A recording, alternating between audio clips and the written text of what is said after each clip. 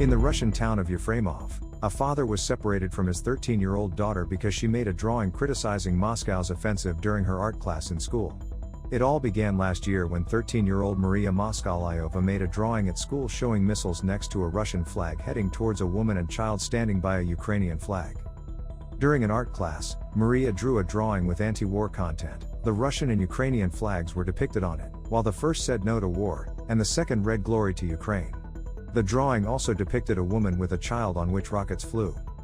Her headmistress immediately contacted the police, who said they found comments criticizing the offensive on the social media profiles of the girl's father, 54-year-old Alexei Moskalyov. The security forces studied Alexei's comments on social networks and wrote an administrative report on him accusing him of attempt to discredit the troops, for which he was fined 32,000 rubles.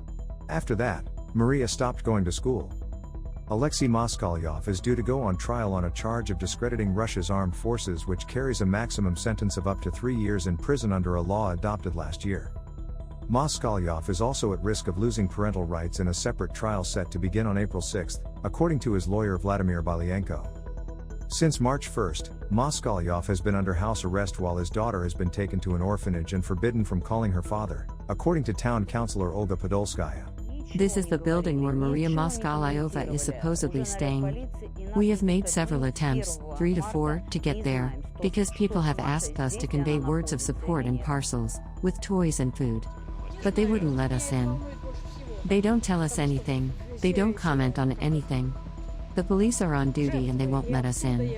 And since March 1st we don't know what happened with Maria Moskalyova, whether she is here. Located around 300 kilometers, 186 miles, from the Russian capital, the town of 37,000 people has all the outward signs of patriotic support for the year-long campaign seen across the country. For a world without Nazism reads a billboard on the main street, but its inhabitants are quietly divided over the fighting and have been shaken in recent weeks by a case that has become a testament to the repression of any criticism of the offensive. The case in this otherwise placid town in Russia's Tula region has garnered national attention and led to an online petition calling for the child to be returned to her father. Even Yevgeny Prigozhin, head of the Wagner paramilitary force spearheading Russia's offensive, has voiced support for Maria and criticized local authorities for their actions. In the streets of Yefremov, few inhabitants were prepared to speak openly about the case, or about their views on the campaign in Ukraine. The offensive has felt even closer to home in the past month, with 3 Ukrainian drones reported to have struck in the region. These developments have increased concern in a small town where everyone knows each other. In the central square, 2 elderly women with red armbands said they were part of a neighborhood watch initiative set up by residents to report any suspicious activity. Meanwhile, things only seem to be escalating at the war front. Kyiv said Russia took Minsk as a nuclear hostage after President Vladimir Putin announced the deployment of tactical nuclear weapons to Belarus, bringing the arms to a country at the gates of the European Union. Russian President announced Russia would station tactical nuclear weapons to neighbor and ally Belarus without violating our international agreements on nuclear nonproliferation. Putin, who has issued thinly veiled warnings that Russia could use nuclear weapons if threatened, said the move was similar to the United States transferring weapons to allies. Alexander Lukashenko has long been raising the question of the deployment of Russian tactical nuclear weapons on the territory of Belarus. There is nothing unusual here either. The United States has been doing this for decades. They have long placed the tactical nuclear weapons on the territory of their allies, NATO countries, in Europe.